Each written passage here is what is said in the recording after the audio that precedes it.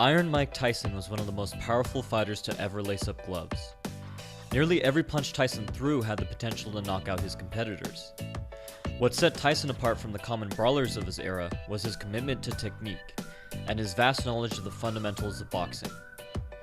Tyson knew power mechanics so well, he could use risky, unorthodox methods against even skilled competitors. This resulted in Tyson developing two punches that were absolutely devastating to his opponents: his arching uppercut and leaping left hook.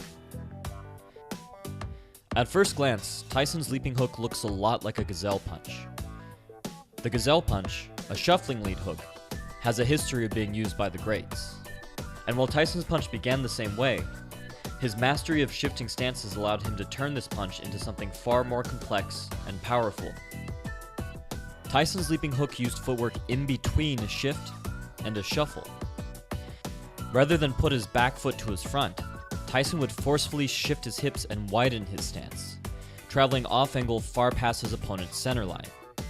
In other words, by the time it had connected, his lead hook had usually turned into a rear hook. I've mentioned before how Tyson liked to fight close to his opponents in an open, staggered stance. It was this open stance that Tyson transitioned to in mid-air when throwing his leaping hook. Tyson could use this stance to intercept his opponents, regardless of which way they moved. If his adversary moved to the outside, Tyson would cut them off and run them right into his hook. If they circled inside, he would shift right and catch them mid-pivot.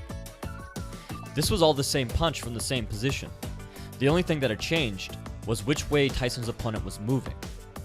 This punch was not only versatile, but extremely powerful.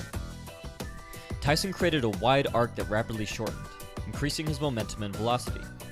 He began in a deep crouch and shifted his entire body weight from foot to foot, widening his base as he did so.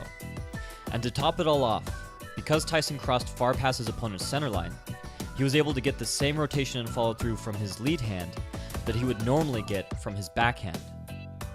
While his hook punch may have ended the majority of his fights, Tyson's arching uppercuts stand out as his most iconic move.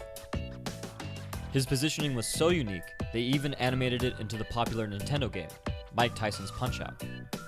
The uppercut is probably the most misunderstood strike in competitive fighting. Many fighters twist their hips into their uppercuts as their only form of building momentum.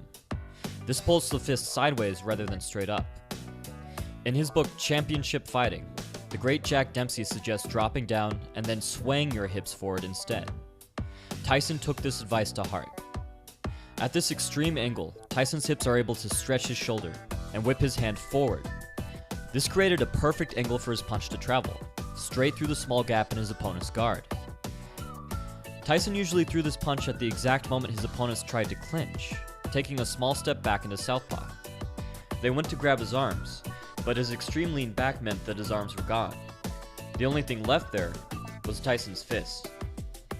Tyson was an expert at taking away his competitors' options, and leaving them with narrowing choices that just got worse and worse. At times, it becomes hard to define which stance Tyson is actually in, or what kind of punch he's actually throwing. But really, these are just names that we give to help conceptualize movements and positions.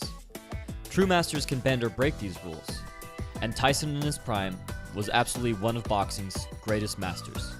Leave suggestions for fighters you want to see broken down in the comments. I'm doing as many suggestions as possible. By the way, while going through the footage, I couldn't stop laughing when I noticed that Tyson had lifted this fighter's feet completely off the ground.